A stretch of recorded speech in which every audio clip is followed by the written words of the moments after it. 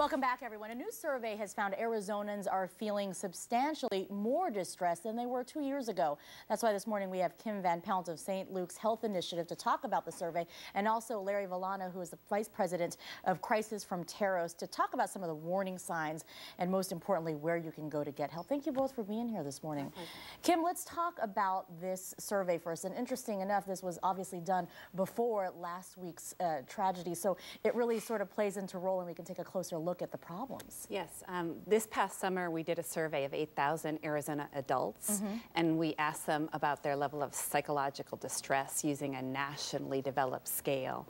And we found that 17% of Arizonans are experiencing some level of psychological distress. And this is really of concern because psychological distress can essentially be a precursor to many mental health conditions, and it also can be associated with increased alcohol or drug use. And interesting to see 22%, so higher than the average of that age group from 18 to 28. And right. Not to throw him in there, but the suspect, of course, in Tucson's tragedy, 22 years old. Right. And it's an interesting fact you guys found. Yeah, young adults and low-income people in particular were at risk. We found that 18 to 28-year-old group was essentially especially at risk, as were people who make under $20,000 a year. Larry, we see the results of this study. What can we get from it? That obviously some folks need help out there. Right. Well, some things to look for. When we talk about emotional distress, there are some signs and symptoms that people should be aware of for themselves and for their family and loved ones. Some things to watch out for are, for example, trouble sleeping, either falling asleep or once you fall asleep, waking up and having trouble getting back to sleep. Feeling tired, not having the energy to do the things you normally love to do. Rapid weight gain or weight loss. A lot of times when people are confronted with a tragedy, as in Tucson, they'll be drawn to food or actually repulsed by food, so rapid weight gain loss. Being isolated, withdrawing from family and friends, becoming irritable. The things that normally wouldn't set you off, and you're very irritable. You have problems controlling anger. And worrying quite a bit. People have a lot of anxiety and fear out there right now, and fear and worry can manifest itself in many different ways. For example, thinking about the event over and over again, watching TV, looking for another shooting to happen, and even physically, when there's aches and pains, headaches, backaches, stomach aches that don't seem to have a medical explanation. That could be your mind telling your body that something's wrong out there.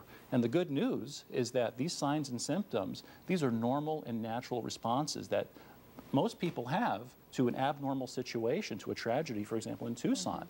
And the good news about that is they normally last for a few days up to a week or so, and they go away, and most people are able to recover.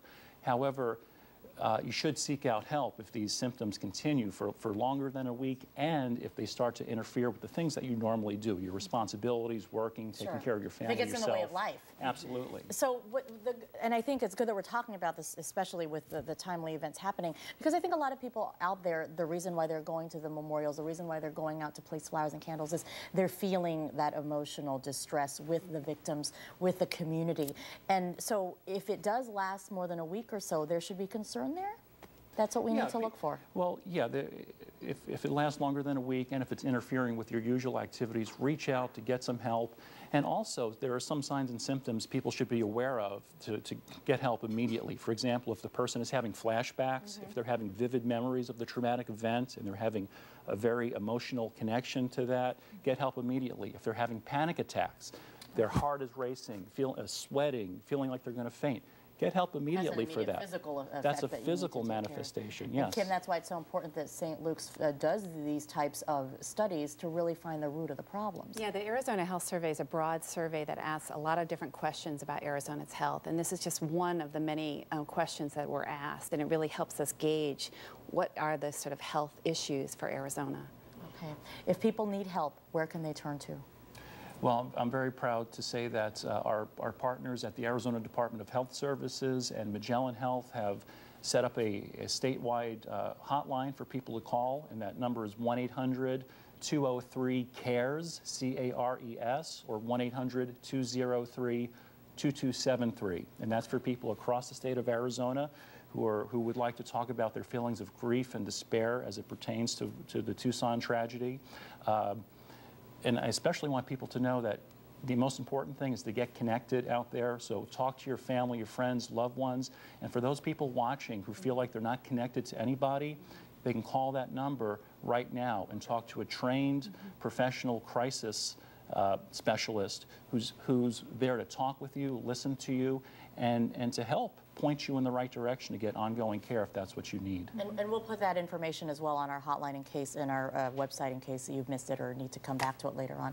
Thank you so much on sharing the important information on this topic that's definitely timely and affecting a lot of folks here in the state.